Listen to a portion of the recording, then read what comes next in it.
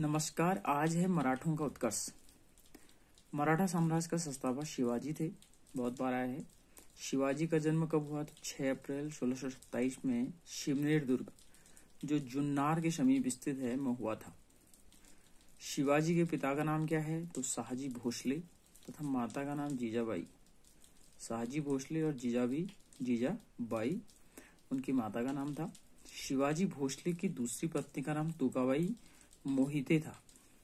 प्रश्न ये बना है कि शिवाजी की दूसरी पत्नी का नाम बताइए, तो तुकाबाई मोहिते था।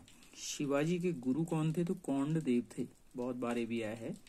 आध्यात्मिक क्षेत्र में शिवाजी के आचरण के गुरु कौन थे? तो रामदास। वैसे राजनीतिक गुरु कौन थे? तो कौंडदेव थे।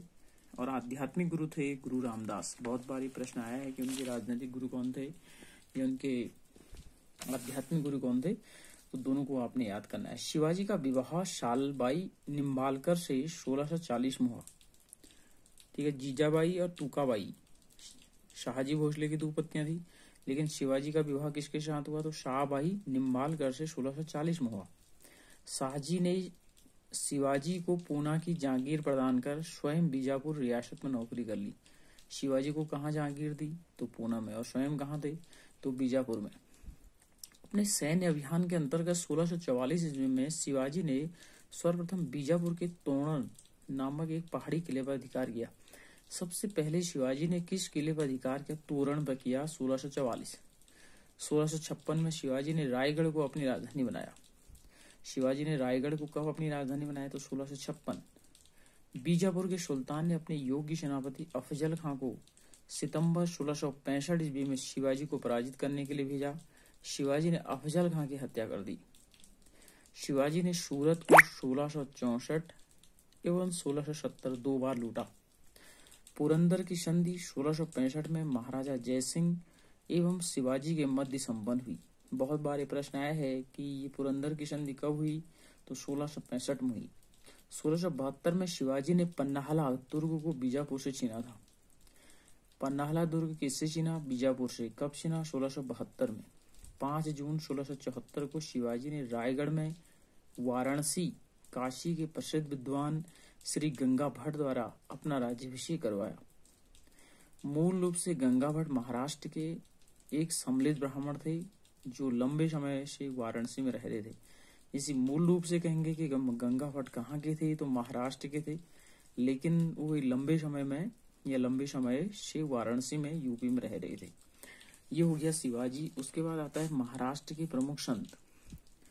महाराष्ट्र के प्रमुख संतों में थे ज्ञानदेव या ज्ञानेश्वर, जो 1275 से 1296। महाराष्ट्र में भक्ति आंदोलन के जनक, मराठी भाषा और साहित्य के संस्थापक, भगवद गीता पर भावार्थ दीपिका नामक बृहद टीका लिखी। भगवद गीता पर भावार्थ दीपिका नामक बृहद टीका किसने लिखी? तो ज्ञानेश्वर या ज्ञानदेव ने, जिसे सामान्य रूप से ज्ञानेश्वरी के नाम से जाना जाता है। दूसरे संत आते हैं 1270 से 1350 नामदेव। इनके आराध्य देव पंढरपुर के विठोबा या विट्ठल विष्णु के रूप से जाना जाता था। विठोबा या विट्ठल की उपासना को बरकरी संप्रदाय के नाम से जाना जाता है। किसकी पूजा विठोबा या विट्ठल के नाम से जाने थे? तो वरकरी संप्रदाय के नाम से, जिसकी स्थापना नामदेव ने की। वरकरी संप्रदाय की स्थापना किसने की? तो नामदेव ने की। एकनाथ 1533 से 1599 उन्होंने रामायण पर भावार्थ रामायण नामक टीका लिखी। किसने? रामायण पर भावार्थ रामायण नामक टीका लिखी तो एकनाथ ने लिखी। तुकाराम 1598 से 1650 इन्होंने भक्ति परक कविताएं लिखी जिन्हें अभंग कहा गया। किस संत ने भक्ति परक कविताएं जिन्हें अभंग कहा जाता था लिखी? तो तुकाराम ने लिखी। ये अभंग भक्ति परक काव्य के ज्योतिषपुंज हैं। रामदास 1608 से 1681 महाराष्ट्र के अंतिम महान संत कवि दशबोध, उनकी रचना और उपदेशों का संकलन है। दशबोध किसने लिखी है? रामदास। बरकरी संप्रदाय किसका है? तो नामदेव। अभंग किसे कहते? तो तुकाराम। शिवाजी को औरंगजेब ने मई 1666 में जशपुर भवन में कैद कर दिया और जहां से वे 16 अगस्त 1666 में भाग गए। मात्र 63 वर्ष की आयु में 3 अप्रैल 1680 को शिवाजी की मृत्यु हो गई। शिवाजी के मंत्रिमंडल को अष्टप्रधान कहा जाता था। अष्टप्रधान में पेशवा का पद सर्वाधिक महत्वपूर्ण और सम्मान का होता था। शिवाजी ने दरबार में मराठी को भाषा के रूप में प्रयोग किया। शिवाजी की सेना 3 महत्वपूर्ण भागों में विभक्त थी। पागा सेना को नियमित घुड़सवार सेना होते थे। सेहलदार को अस्थायी घुड़सवार सैनिक होते थे। पैदल सेना होती थी। अब जो उसके अष्टप्रधान थे उसमें पेशवा को प्रधानमंत्री कहा गया, लेकिन उसके जो कार्य थे वो राज्य का प्रशासन और अर्थव्यवस्था की देखभाल करना था। दूसरा होता था सर ए नौबत, जो सेनापति होता था या सैन्य प्रधान होता था। तीसरा अमात्य होता था जैसे राजस्व मंत्री, जिसको आय व्यय का लेखा, ये प्रश्न आया है कि आय व्यय का लेखा जोखा कौन रखता था, तो अमात्य रखता था। वाक्यानवीस बहुत बार प्रश्न आया है कि इसका कार्य क्या था, तो सूचना इसके पास था, गुप्तचर था, संधि विग्रह के विभाग का अध्यक्ष था। 3 विभाग तो महत्वपूर्ण है, सूचना, गुप्तचर और संधि विग्रह का अध्यक्ष कौन होता था, वाक्यानवीस। चिटनिस, राजकीय पत्रों को पढ़कर उनकी भाषा शैली को देखना। चिटनिस का कार्य क्या था, राजकीय पत्रों को पढ़कर उसकी भाषा शैली को देखना। सुमंत विदेश मंत्री होता था। पंडित राव धार्मिक कार्यों के लिए तिथि का निर्धारण, ठीक है। और न्यायाधीश न्याय विभाग का प्रधान, ठीक है। अब आता है शिवाजी की कर व्यवस्था मलिक अंबर की कर व्यवस्था पर आधारित था। ये प्रश्न आया है कि शिवाजी की कर व्यवस्था किस पर आधारित थी, तो मलिक अंबर की कर व्यवस्था पर आधारित थी। शिवाजी ने रस्सी द्वारा माप की व्यवस्था के स्थान पर काठी या मानक छड़ी के रूप में प्रयोग किया था।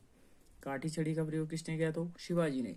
शिवाजी के समय कुल उपज का 33% भाग राजस्व के रूप में वसूला जाता था, बढ़कर 40% हो गया था। शिवाजी से पहले 33% था, लेकिन शिवाजी ने बढ़ाकर कितना कर दिया, तो 40% कर दिया। चौथ और सरदेशमुखी नामक कर शिवाजी द्वारा लगाए गए। चौथ क्या होता था, किसी एक क्षेत्र को बर्बाद न करने के बदले दी जाने वाली रकम को कहा गया चौथ, ठीक है। यदि शिवाजी ने अटैक किया है और उस पर अटैक नहीं करना है, तो वो वहां के लोग शिवाजी को चौथ दे देते थे, मतलब 1/4 भाग। और सरदेशमुखी इसके हक का दावा करके शिवाजी स्वयं को सश्रेष्ठ देशमुख प्रस्तुत करते थे। सरदेशमुखी 1/10वां भाग होता था शायद। शिवाजी ने मुगल व्यापारी केंद्र सूरत को 2 बार 1664 और 70 में लूटा था। अब आते हैं शिवाजी के उत्तराधिकारी। शिवाजी का उत्तराधिकारी संभाजी था। संभाजी ने उज्जैन के हिंदी और संस्कृत के प्रकांड विद्वान कवि कलश को अपना सलाहकार नियुक्त किया। कलश किसके सलाहकार थे, तो संभाजी। मार्च 1689 को मुगल सेनापति मुखरब खान ने संगमेश्वर में छिपे हुए संभाजी और कवि कलश को गिरफ्तार कर लिया और उनकी हत्या कर दी। संभाजी के बाद 1689 में राजा राम को नए छत्रपति के रूप में राज्याभिषेक करवाया। संभाजी के बाद कौन आए, राजा राम। शिवाजी के किले की सुरक्षा के अधिकारी हवलदार, किले की आंतरिक व्यवस्था की देखभाल करता था हवलदार। शर नौबत किले की सेना का नेतृत्व करता था। शर नवीस किले की अर्थव्यवस्था पत्र व्यवस्था के भंडार की। राजा राम ने अपनी दूसरी राजधानी सतारा को बनाया। किसने अपनी दूसरी राजधानी सतारा बनाई, तो राजा राम ने बनाई। राजा राम मुगलों से संघर्ष करता हुआ 2 मार्च 1700, मेरे को लग रहा है यहाँ पर 1800 होना चाहिए शायद ना, नहीं 1700 होना चाहिए। राजा राम मुगलों से संघर्ष करता हुआ 1700 में मारा गया। राजा राम की मृत्यु के बाद उसकी विधवा पत्नी ताराबाई अपनी 4 वर्षीय पुत्र शिवाजी द्वितीय का राज्याभिषेक करवाकर मराठा साम्राज्य का वास्तविक संरक्षक बनी। 1707 में औरंगजेब की मृत्यु के बाद संभाजी के पुत्र शाहू, जो औरंगजेब के कब्जे में था, भोपाल के निकट मुगल शिविर से वापस महाराष्ट्र आया। शाहू किसका पुत्र था, तो संभाजी का पुत्र था। उसके बाद आता है शाहू और ताराबाई के बीच 1707 में खेड़ा का युद्ध हुआ, जिसमें शाहू विजय हुआ। शाहू ने 22 जनवरी 1708 ईस्वी को सतारा में अपना राज्याभिषेक करवाया। शाहू के नेतृत्व में नवीन मराठा साम्राज्य के प्रवर्तक पेशवा लोग थे, जो शाहू के पैतृक प्रधानमंत्री थे। पेशवा पद पहले पेशवा के साथ ही वंशानुगत हो गया था। पेशवा पुणे में रहता था। 1713 ईस्वी में शाहू ने बालाजी विश्वनाथ को पेशवा बनाया। इनकी मृत्यु 1720 में हुई। इसके बाद पेशवा बाजीराव प्रथम बने। पेशवा बाजीराव प्रथम ने मुगल साम्राज्य की कमजोर हो रही स्थिति का फायदा उठाने के लिए शाहू को उत्साहित करते हुए कहा, क्या वो हम इस पुराने वृक्ष के खोखले तने पर प्रहार करें, शाखाएं तो स्वयं ही गिर जाएंगी। किसने कहा, बाजीराव प्रथम ने। हमारे प्रयत्नों से मराठा पताका कृष्ण नदी के अटक तक फहराने लगेगी। उत्तर में शाहू ने कहा,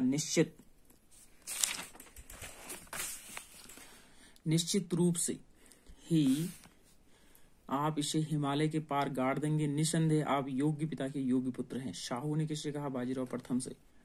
पाल खेड़ा गया दुहा 7 मार्च 1728 में बाजीराव प्रथम और निजामुल मुल्क के बीच, जिसमें निजाम की हार हुई। निजाम के साथ भंगी शिवा गांव की संधि हुई। तो वीडियो लंबा हो रहा है, तो कल हम बाजीराव प्रथम के शेष जो उसके कार्य हैं उसको पढ़ेंगे। तब तक के इजाजत दीजिए। नमस्कार।